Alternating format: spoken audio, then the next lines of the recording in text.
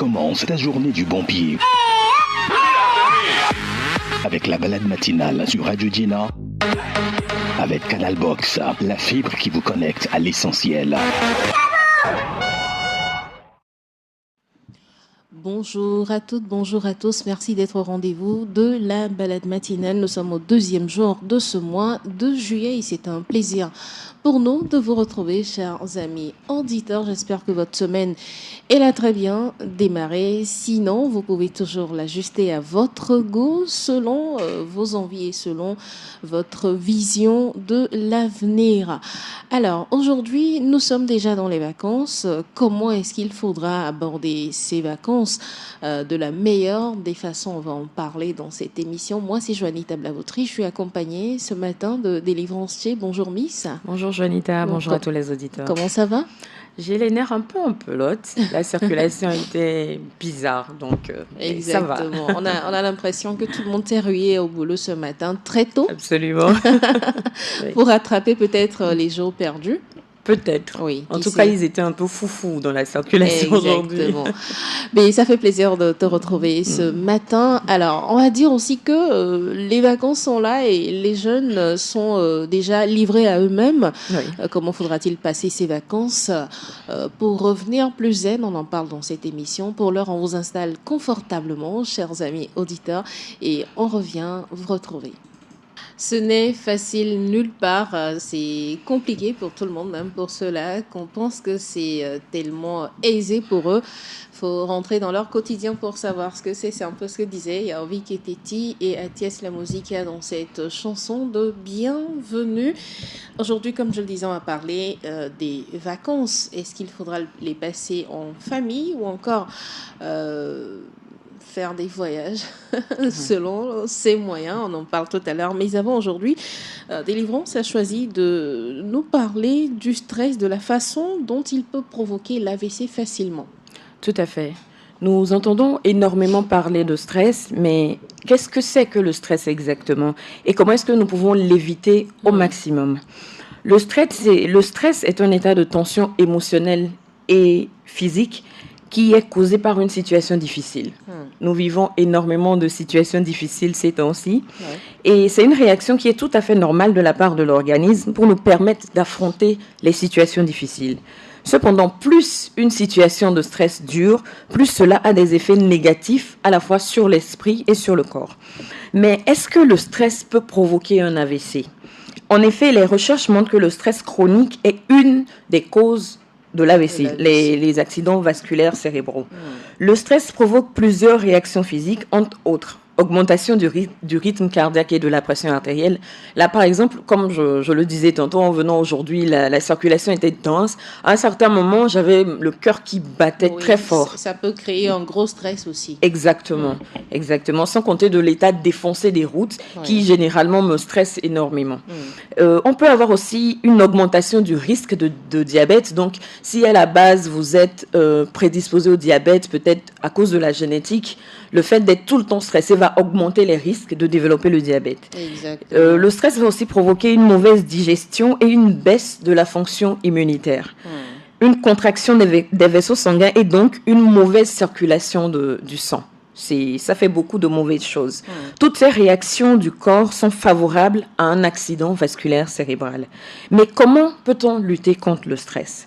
L'une des manières les plus efficaces de lutter contre le stress est de changer de mode de vie, de mettre le doigt sur ce qui cause le stress et de l'enlever de sa vie.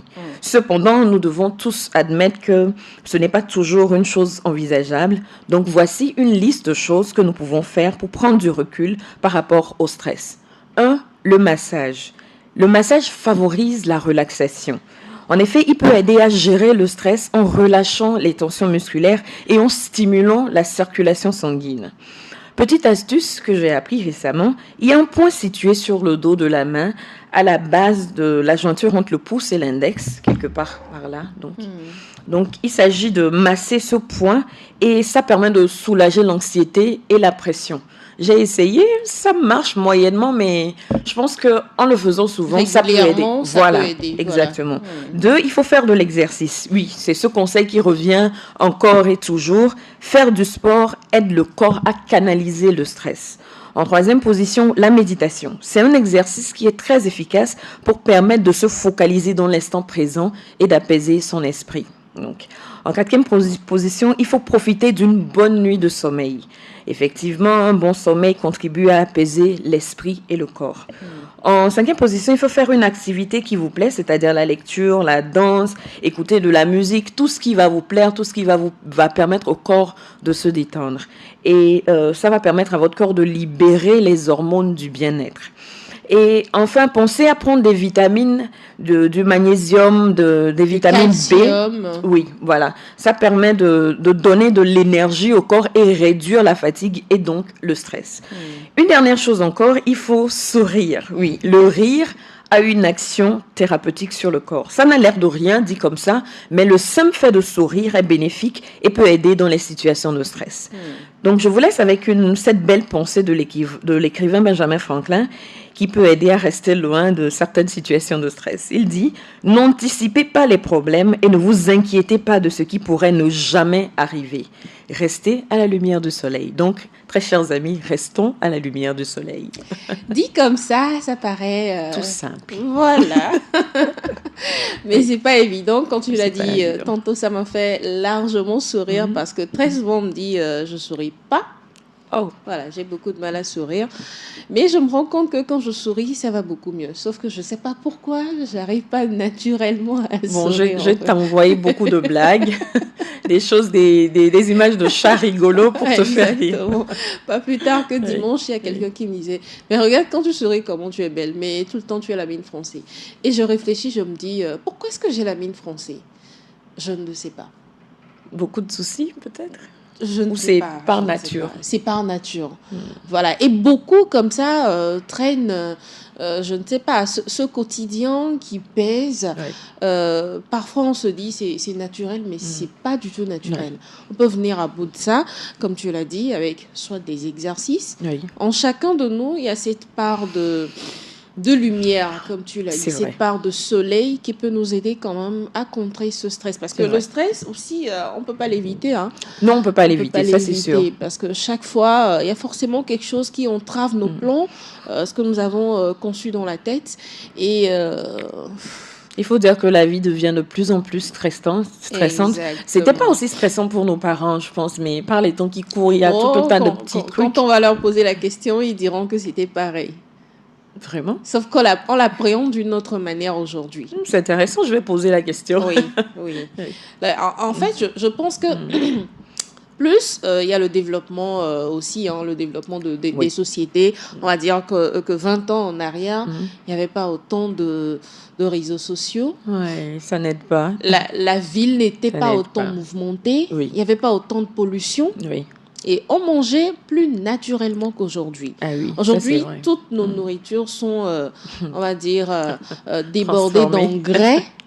Il y a des pesticides. Il n'y a plus rien de naturel aujourd'hui, contrairement à il y a 20 ans. Et donc, on comprend que le stress soit notre quotidien. Mais comme tu l'as dit, il va falloir adopter la positive attitude, comme je le recommande souvent dans cette émission. Ne pas demeurer dans ce stress, ne pas demeurer dans ces problèmes du quotidien, mais de lever de la tête, de se concentrer sur un bonheur qu'on a vécu et sur ce bonheur aussi qui va pouvoir arriver encore demain. Plutôt que de penser aux choses négatives qui vont arriver demain. Voilà, donc je pense qu'avec ça, on peut s'en sortir. Alors, je vais ajouter peut-être...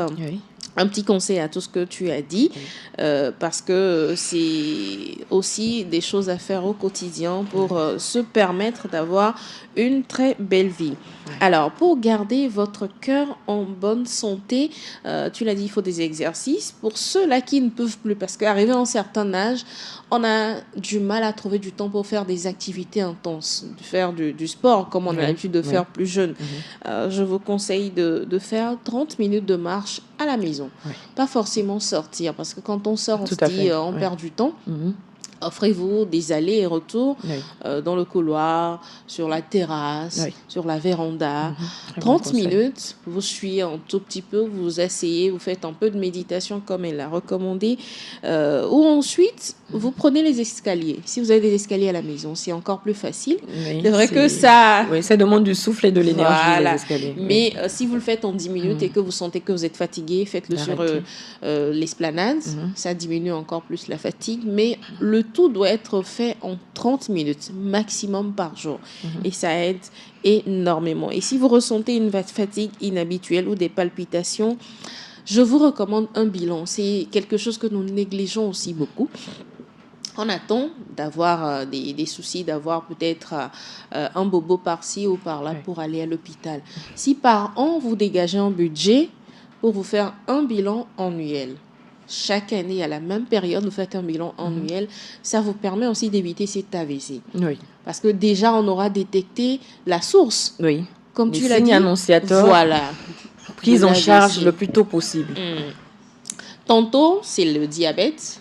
C'est le diabète. Parfois, ça peut être aussi un problème au cœur. Oui, l'hypertension aussi. Voilà, les nerfs aussi, ça peut Oui. créer des soucis. Donc, un petit bilan annuel, ça peut aider énormément.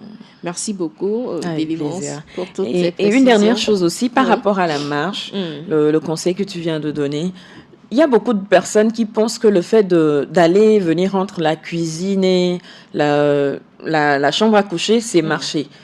Comme nos mamans ou comme les femmes au foyer qui ont tendance à aller, venir. Ça, c'est pas de la marche. Non, même pas. C'est pas de la marche. En plus de ça, il faut marcher les 30 minutes, comme Juanita vient de le dire. Marcher réellement, vous vous consacrez à ça pendant 30 minutes et vous marchez. Voilà. L'idéal encore, c'est d'avoir un compagnon de marche. Oui. Vous pouvez demander à un de vos enfants ou encore, je sais pas, à la nounou, à la domestique, de faire cette marche avec vous. Ah oui, vous ça discutez, aide. voilà, vous discutez d'un problème de la maison au même moment et ça aide rapidement à faire passer le temps sans qu'on le sache. Le temps passe très vite. Donc, 30 minutes, s'il vous plaît. C'est pour notre bien-être à tous. Hein.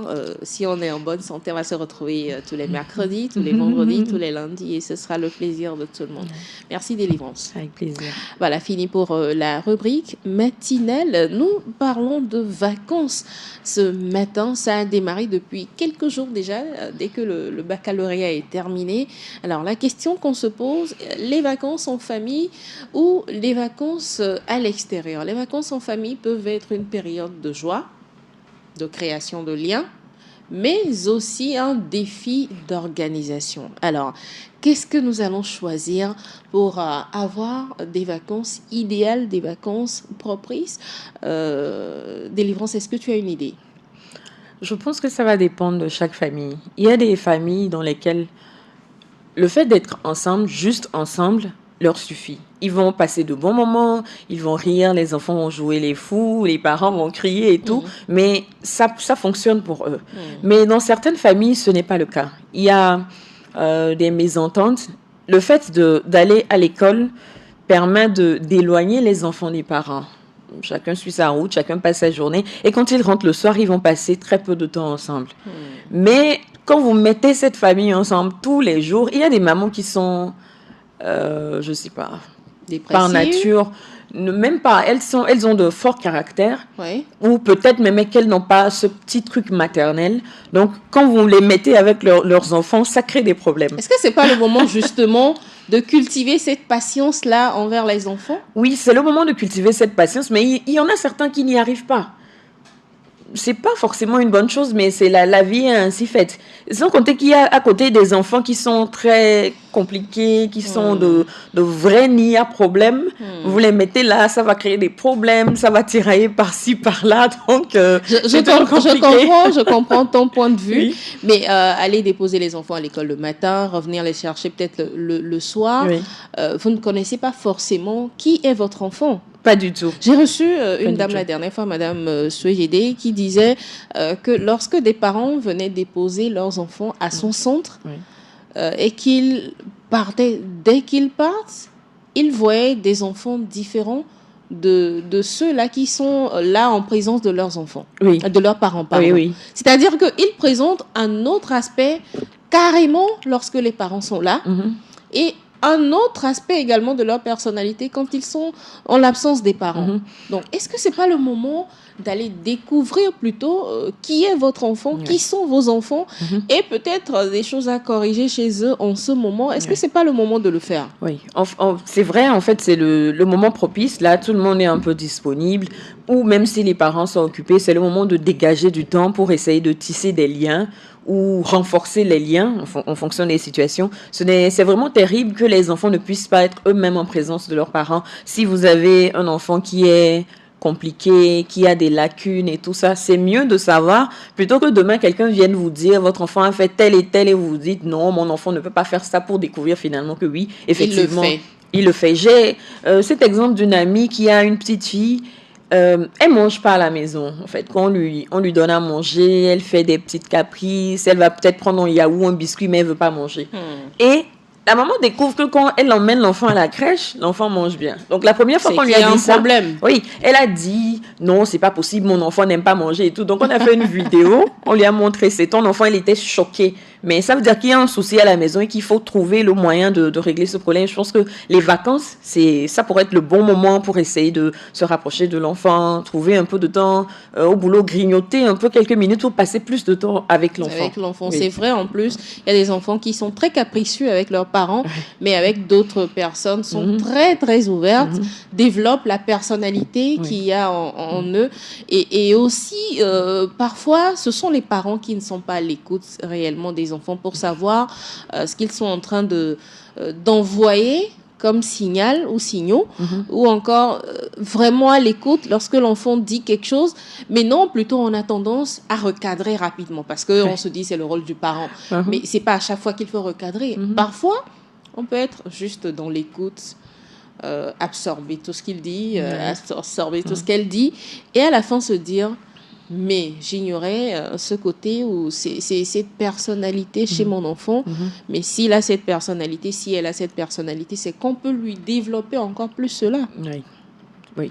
C'est tout à fait ça. Et les vacances, puisque nous sommes en train de parler de vacances, c'est le bon moment pour tisser ces petits liens, créer un cocon familial, essayer de découvrir l'enfant, essayer de se découvrir ensemble, parce que de la même façon que certains enfants n'arrivent pas à être eux-mêmes en présence des parents, de la même façon, les parents aussi, parfois, en présence de leurs enfants, ils se retiennent, ils vont faire attention, il y a des choses qu'ils ne vont pas faire parce qu'ils ne se sentent pas libres vis-à-vis de leur enfant. Donc, c'est vraiment le moment de se poser, de respirer, de tisser ces petits liens. Même si vous ne voyagez pas, restez simplement à la maison, allez chez une tante, passez du temps ensemble. Mais pourquoi pas voyager? Quand on parle de voyage, il y en a qui souligne le facteur moyen.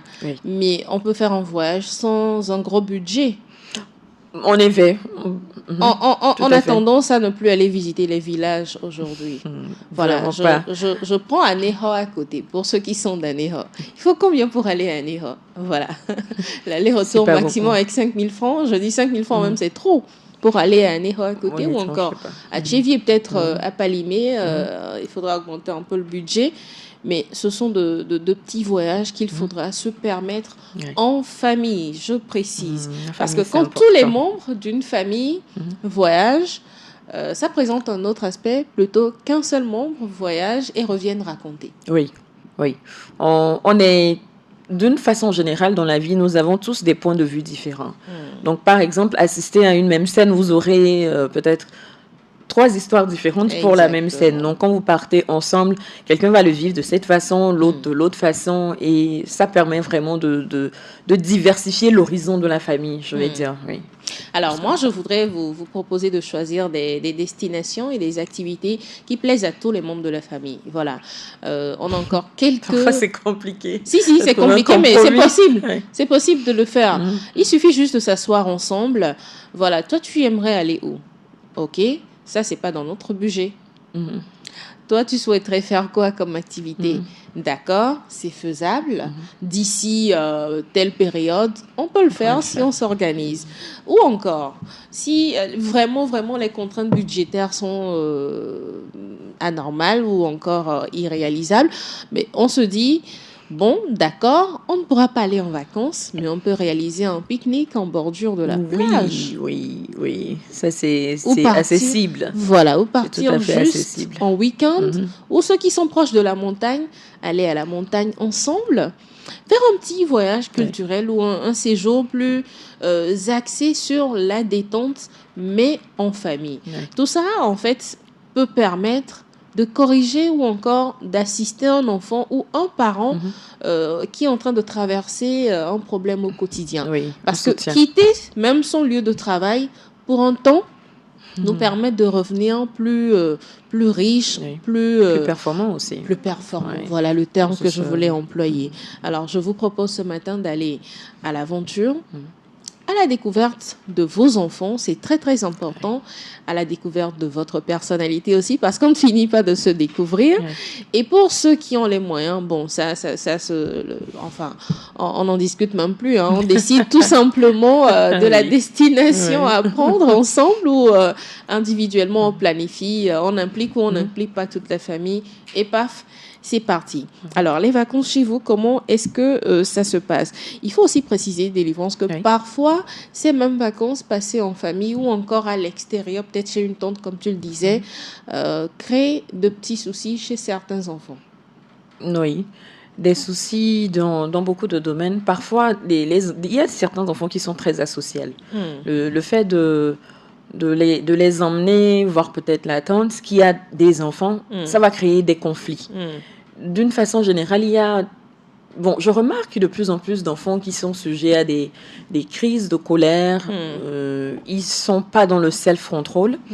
Je ne sais pas si c'est à cause de la vie qu'ils ont vécue ou des situations qu'ils traversent ou juste parce que les enfants deviennent de plus en plus capricieux. Je ne sais pas. Je connais un enfant, je t'interromps pas, je connais un enfant qui a terminé ses vacances et qui est revenu avec un début d'ulcère.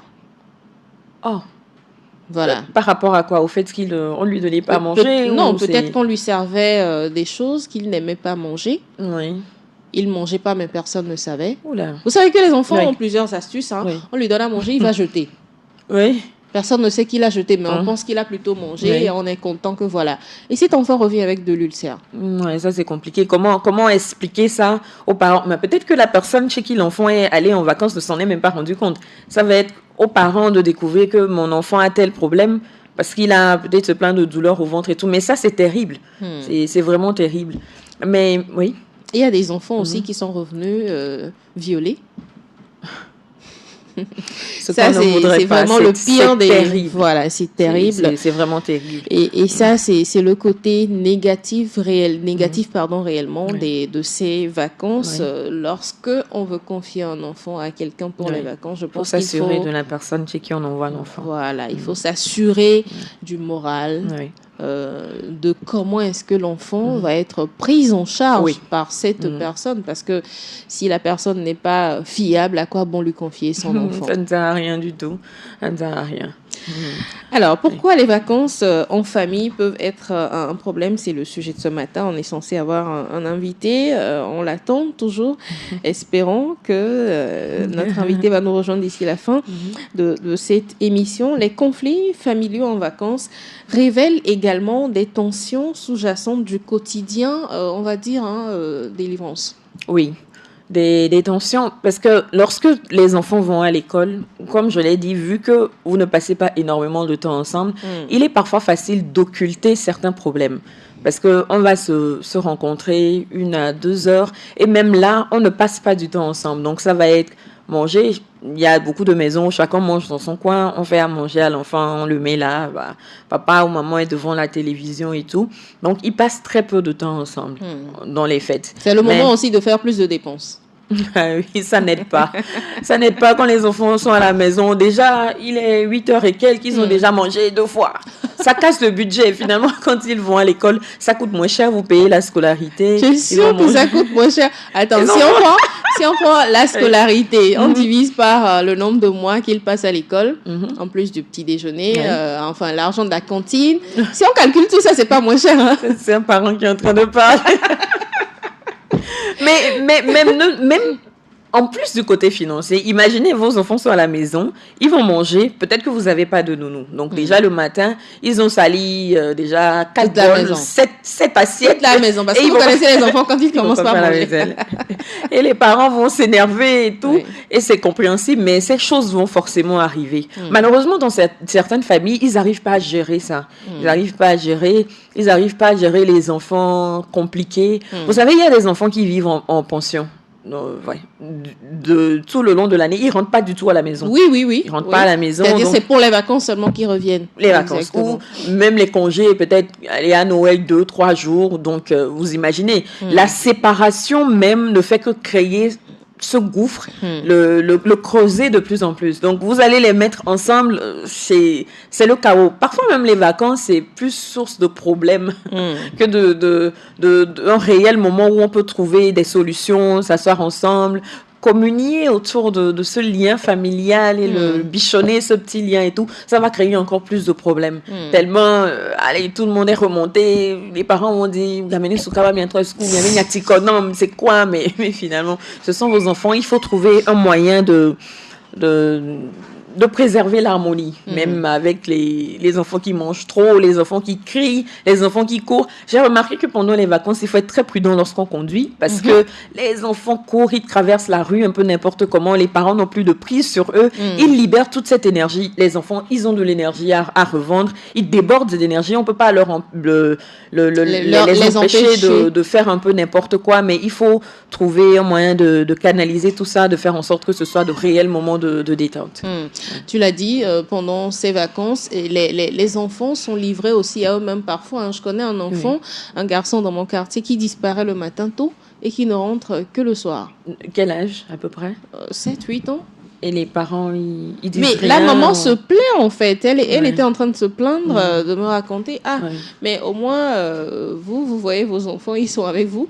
Le mien, au réveil, il disparaît et c'est le soir qu'il revient. Je dis, mais quelle solution vous trouvez à cela? Il me dit, mais qu'elle le tape, histoire de le recadrer, mais le matin, ça ne sert à rien. Il repart toujours et c'est parti pour le soir. Et ça devient une vraie source de stress pour le parent. C'est terrible. Grand stress en fait, et donc c'est compliqué pour cette dernière de canaliser son enfant. Alors je pense qu'il doit y avoir une solution. Aujourd'hui il y a des camps de vacances, on l'a dit la dernière fois, il y a des petites formations qui peuvent être organisées pour permettre à ces enfants de découvrir aussi un autre aspect de leur personnalité, n'est-ce pas? Oui. Et ça permet de les cadrer, d'éviter ce genre de choses. Un enfant qui sort de la maison pour rentrer le soir, c'est dangereux. L'enfant peut faire n'importe quoi. Il est exposé à toutes sortes de choses dans la rue et ça, c'est vraiment très dangereux.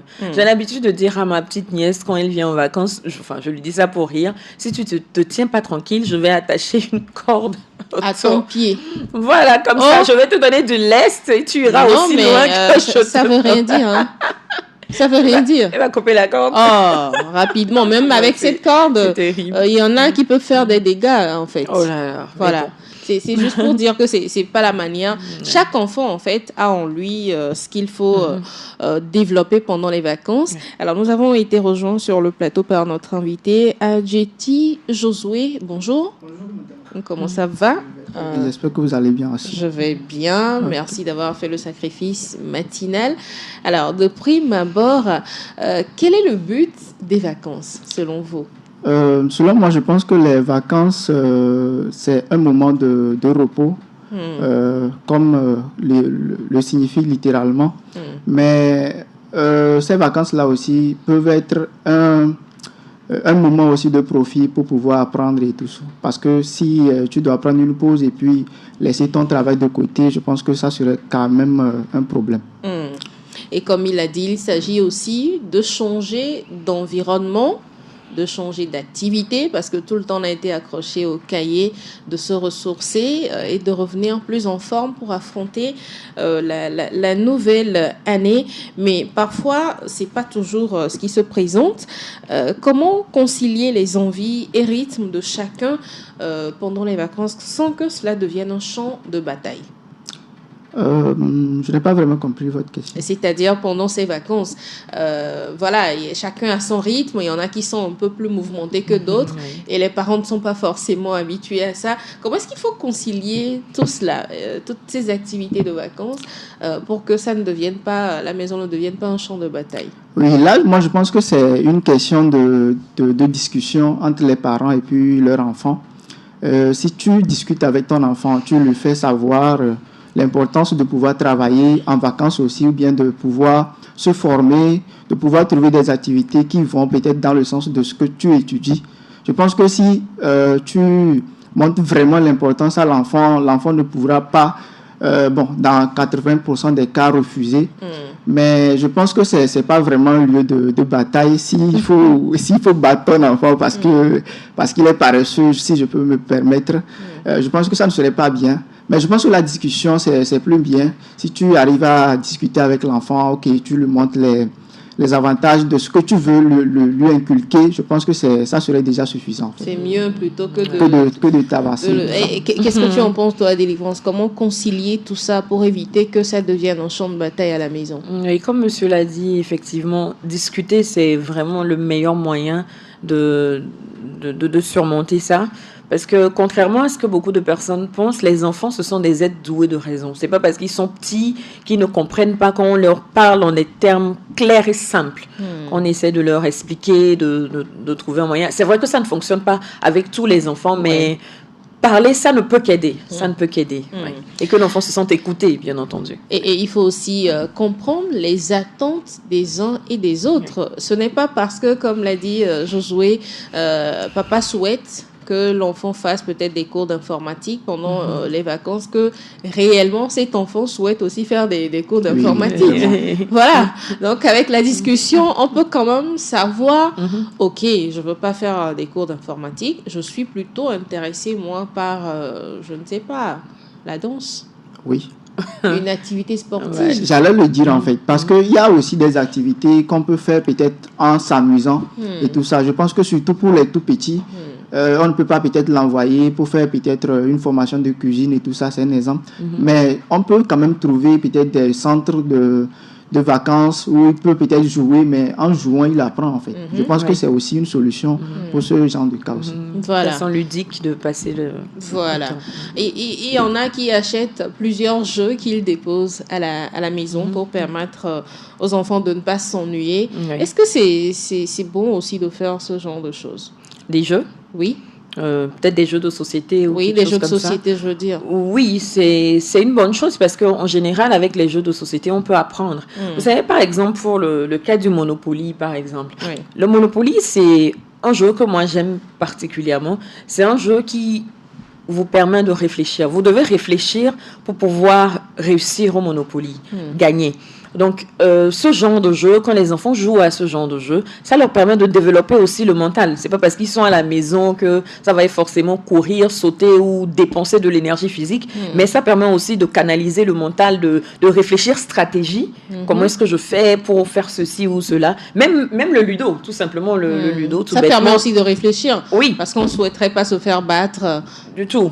Donc, c'est une question de stratégie, comment déplacer les pions, comment faire ci et ça. Et à côté, avoir les jeux qui leur permettent aussi de se dépenser physiquement. Ne serait-ce qu'avant, nous, on jouait, comment ça s'appelle? La marelle. Les jeux là où on saute à l'eau, en paix. Bon, c'est vrai que les enfants de maintenant, ils font plus trop ça, mais ces jeux-là, c'est à la fois drôle et ça leur permet aussi de se dépenser. Alors, nous en parlions tantôt, les vacances également font augmenter le budget des parents. Parce qu'on se dit qu'on dépense plus en vacances. Les enfants mangent beaucoup, ils dépensent en vêtements, en accessoires et tout. Comment est-ce qu'il faudra faire pour canaliser toutes ces dépenses selon vous, Josué? Moi je pense que on ne peut pas vraiment éviter ces dépenses-là. Parce que une fois que l'enfant est à la maison, forcément, même si tu ne donnais pas 100 francs le matin pour aller à l'école, mais une fois que l'enfant est à la maison, tu es obligé de pouvoir donner 100 francs au moins pour manger à Imolou. Donc, on ne peut pas quand même éviter les dépenses là. Donc, le premier truc, c'est que les parents doivent se préparer pour les vacances. Se dire que bon, c'est les vacances et je suis obligé peut-être de prendre soin de mon enfant, d'acheter tout ceci parce qu'il est à la maison. Mais de l'autre côté aussi, comme on vient de le dire, il y a les formations. Si ton enfant aussi sort et il part peut-être dans une formation, peut-être le temps d'aller, tout ça, ça va t'éviter, désolé, d'être en conflit voilà, tout le temps avec lui. Tout le temps avec l'enfant, en fait. Donc, je pense que c'est, si vous gardez les enfants à la maison du matin au soir, je pense que les dépenses vont forcément s'augmenter, en fait. Mais si vous arrivez quand même à essayer d'alterner, peut-être, ça pourra aller. Aujourd'hui, il va peut-être en formation. Demain, il reste à la maison s'occuper des tâches ménagères, ainsi de suite. À quel moment interviennent les voyages, le côté évasif des vacances, alors? Là, moi, je pense que c'est... Bon, moi, je n'ai jamais eu cette opportunité-là avec mes parents. Je ne sais pas, hein, souvent on voit ça, c'est pour les parents des riches et tout ça. Voilà, donc je pense que c'est un bon truc aussi de voyager, de sortir pourquoi aussi. Pourquoi est-ce que c'est pour les parents des riches? Oui, parce que très souvent, quand on voit les colonies de vacances, c'est à partir de 50 000. Donc, toi, tu ne peux pas te permettre de faire ça. Et moi, je pense que pour les parents qui n'ont pas de moyens, parce que je pense que c'est important, en fait, de sortir, d'échanger et tout ça.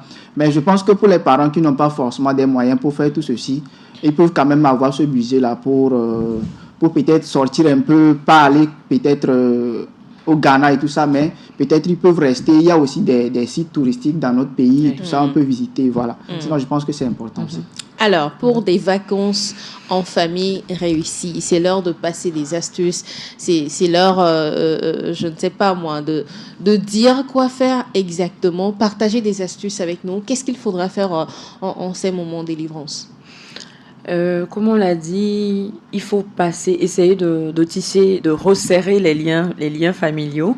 Donc, privilégier peut-être des activités qui vous permettent de passer du temps ensemble sans être source de conflit. Par exemple, quand vous allez à la plage, oui, c'est vrai que vous allez devoir surveiller les enfants qui veulent aller dans l'eau, ils veulent aller voir maman, il y a quelque chose au loin. Mais en général, passer du temps à la plage, par exemple, c'est un moment où tout le monde s'amuse, les enfants courent, il y a du sable, il y a peut-être des chevaux, il y a... peut-être qu'ils vont manger des petits trucs. Ça les distrait, en fait. Donc, ce type d'activité, c'est vraiment de bonnes activités pour les vacances. Et si vous voulez peut-être aller à Kpalimé, par exemple, il y a de très jolis sites touristiques là-bas. C'est vraiment le type d'activité qu'il faut prévoir. Si on a, par exemple, 4-5 enfants, on ne se lève pas un matin pour dire « Ok, je vais à Kpalimé ». Il faut prévoir. Vous savez que de toutes les façons, il va y avoir des vacances. Donc, le mieux, c'est de s'y prendre tôt. Vous réfléchissez. C'est comme préparer les fêtes de fin d'année ou quelque chose comme ça. Vous apprêtez bien en avance. Vous savez que, OK, pendant les vacances, j'aimerais emmener les enfants faire tel et tel. Donc, on se prépare, on fait des économies. Je suis désolée, les enfants, ça coûte cher. On n'y peut rien. À partir du moment où vous avez des enfants, vous êtes obligé de sortir de l'argent. Donc, autant être prévoyant. Vous faites votre maximum. Vous gardez de l'argent pour bouger un peu. Comme Janita l'avait dit, aller à Nihon, aller à Kpalimé, mais même vous devez prévoir. Même à Qu'est-ce qu'il y a de Tchévier au fait? Non, il y a quelque chose à voir. Il y a beaucoup de choses à Tchévier.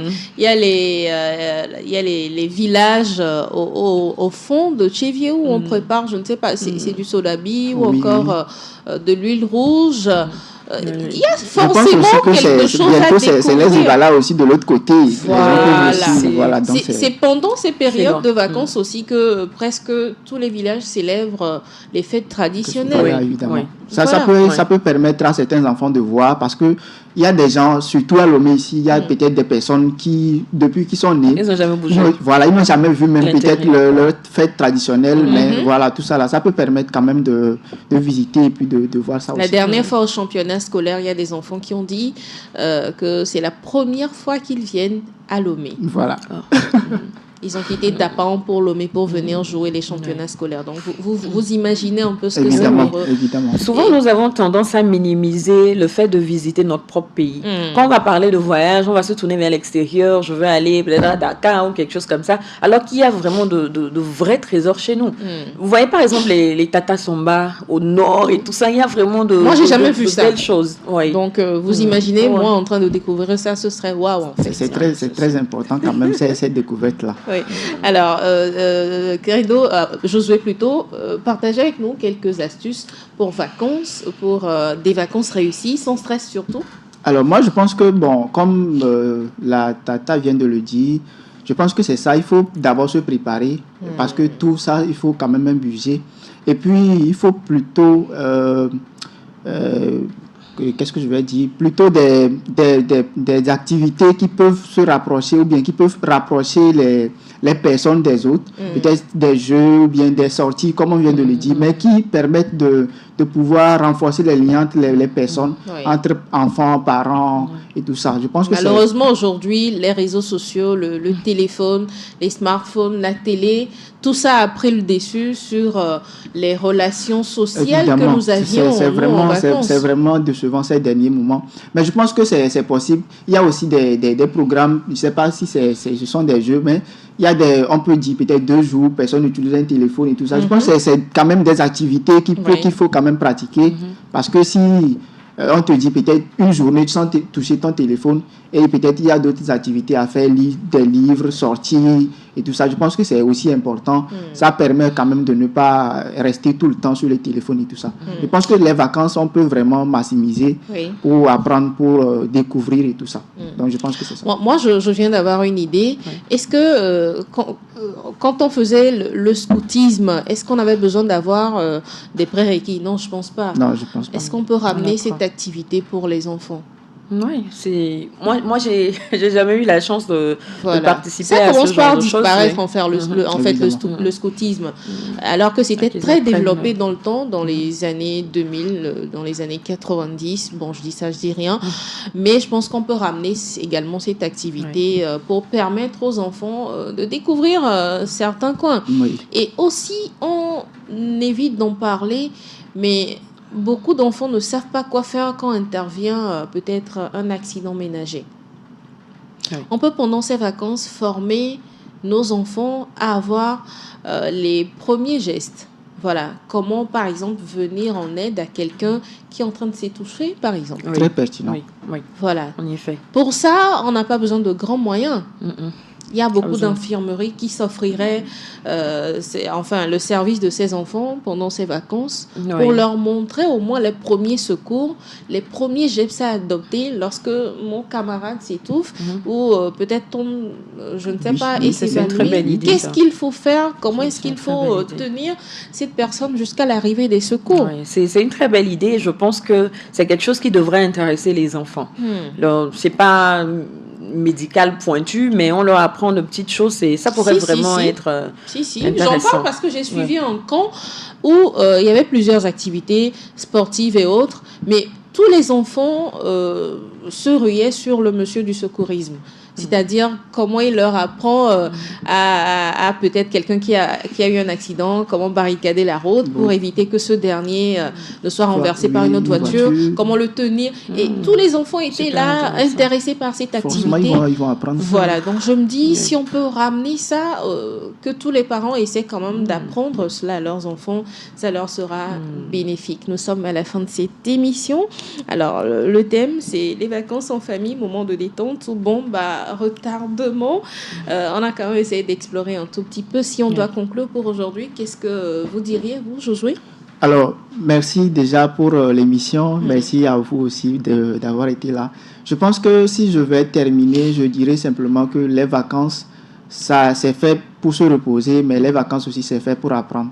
Donc le temps de se reposer, il faut quand même apprendre, même en sortant, c'est apprendre aussi. Donc je pense que c'est déjà ce que je peux dire.